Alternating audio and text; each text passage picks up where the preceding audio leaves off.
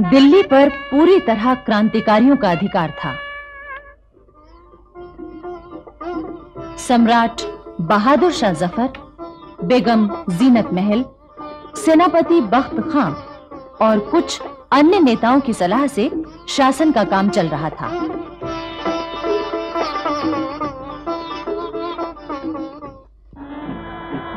लेकिन दूसरी तरफ दिल्ली के बाहर कंपनी सरकार की सेना का भारी जमाव था। वो दिल्ली पर दोबारा अधिकार करने की पूरी कोशिश कर रहे थे, पर क्रांतिकारी सेनाएं उन्हें लगातार पीछे भेज रही थीं। दिल्ली पर अधिकार करने के लिए कंपनी की सेना को 5 दलों में बांटा था। प्रधान सेनापति विल्सन के नेतृत्व में पहले 3 दलों ने कश्मीरी गेट से प्रवेश करने की तैयारी की।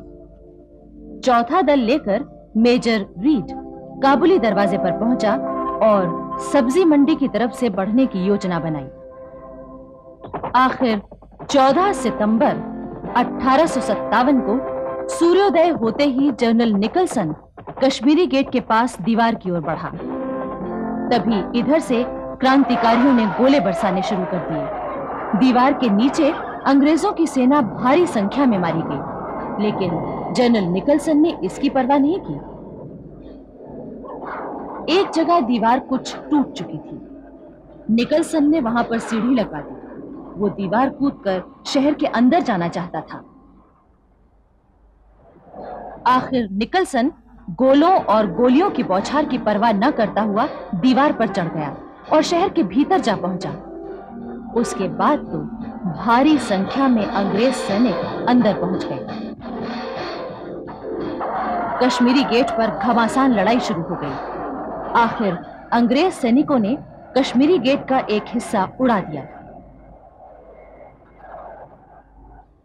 इससे कर्नल कैंपबेल भी अपनी सेना लेकर शहर के अंदर आ गया।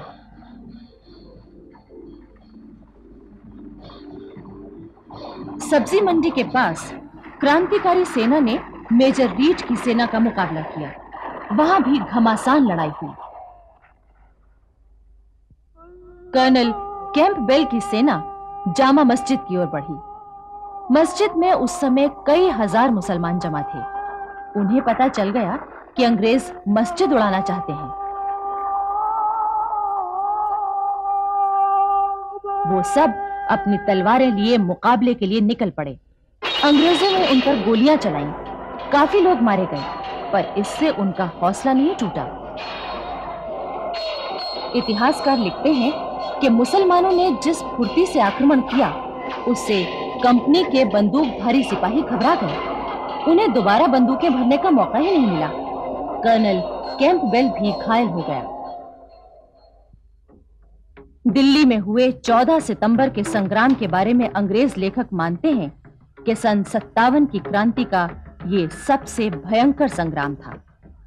उस दिन कंपनी के 66 अफसर और 1104 सिपाही मारे गए, जबकि करीब 1500 क्रांतिकारी शहीद हुए थे।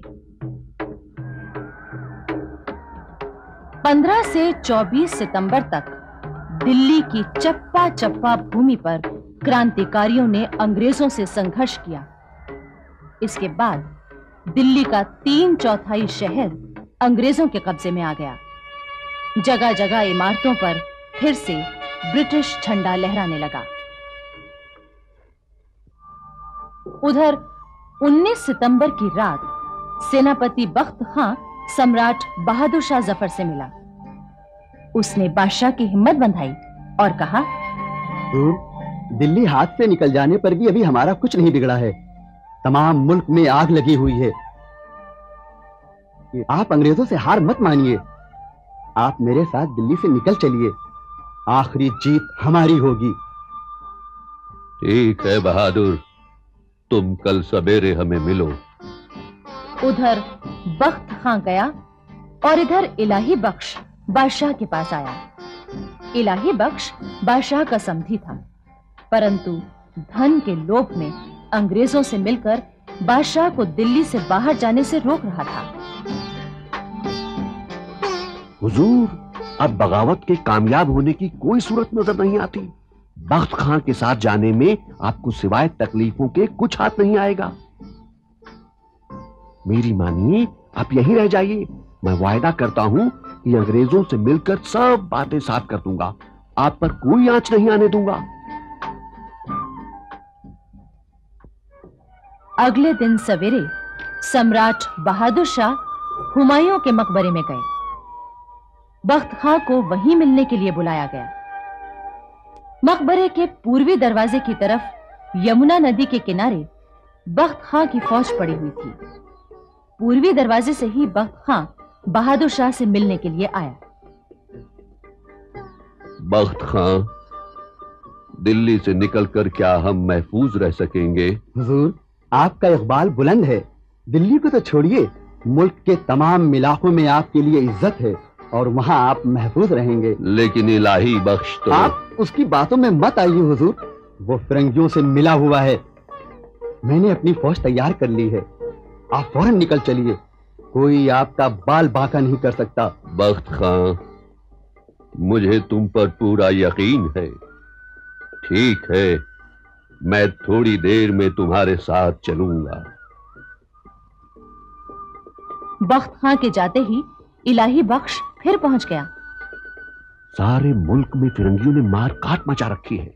आज नहीं तो कल आप पर मुसीबतें आ जाएंगी। मेरी मानिए, फिरंगियों से दोस्ती करने में ही भलाई है हुजूर। बूढ़ा बादशाह अजीब पशुपेश में पड़ गया। अभी इलाही बख्श अपने दांव पेच चल ही रहा था कि बख्त खां पहुंच गया। अरे, ये फिर यहां टपका। हुजूर, मैं आपका रिश्तेदार हूं। भला मैं आपसे क्यों दगा करूंगा? लेकिन ये बख्त खां पठान है। मुगलों से अपनी कौम का पुराना बदला चुकाना चाहता है और आपके साथ धोखा करेगा। अच्छा तो ठहर, अब मजा देख धोखेबाज। अभी तेरा फैसला किए देता हूं। अरे अरे अरे, ठहरो बहादुर, ठहरो। ये क्या पागलपन है बहादुर? मुझे तेरी हर बात का यकीन है और मैं तेरी हर राय को दिल से पसंद करता हूं, मगर जिस्म की कुव्वत ने जवाब दे दिया है, इसलिए मैं अपना मामला तकदीर के हवाले करता हूं। मुझको मेरे हाल पर छोड़ दो और बिस्मिल्लाह करो। हमारी फिक्र मत करो, अपने फर्ज को अंजाम दो।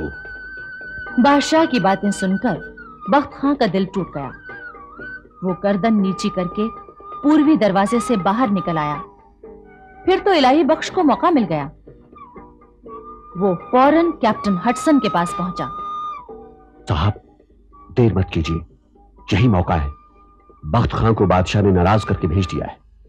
आप पश्चिम के दरवाजे से चलकर फौरन बादशाह को गिरफ्तार कर लीजिए। साहब।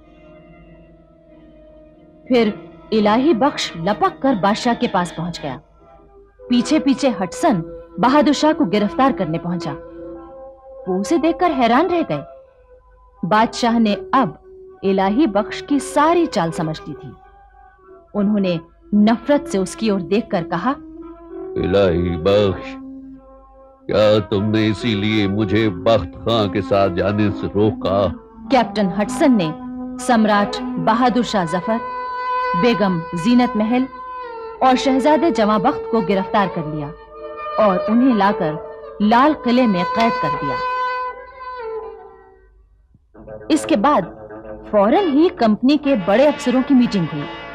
कैप्टन हडसन और जनरल विल्सन की राय थी कि सम्राट बहादुर शाह को फौरन मार डालना चाहिए, लेकिन कंपनी के बड़े अफसरों ने कहा कि इससे देश के हालात और ज्यादा बिगड़ सकते हैं, इसलिए उन्हें कैद ही रखा जाए। उधर हुमायूं के मकबरे में बादशाह के दो बेटे मिर्जा मुगल और मिर्जा अख्तर सुल्तान और पोता अबू बकर अभी मौजूद थे। ये लोग तय नहीं कर पाए थे कि वो किधर जाएं। इलाही बख्श को जैसे ही ये बात मालूम हुई तो वो भागकर कैप्टन हडसन के पास पहुंचा। उसने हडसन से कहा, आप फौरन चलकर बादशाह के बाकी दो बेटों और पोतों को गिरफ्तार कर लीजिए। वो लोग भागने ही वाले हैं। कैप्टन हडसन तुरंत मकबरे में पहुंचा और तीनों शहजादों को गिरफ्तार कर लिया। इलाही बख्श ने उन्हें उस वक्त यही भरोसा दिलाया कि वो जनरल विल्सन से उनकी जान बख्शवा देगा। अब हटसन तीनों शहजादों को बग्घी में बिठाकर शहर की ओर ले चला। अंग्रेज सैनिक सवार बग्घी को घेर कर चल रहे थे।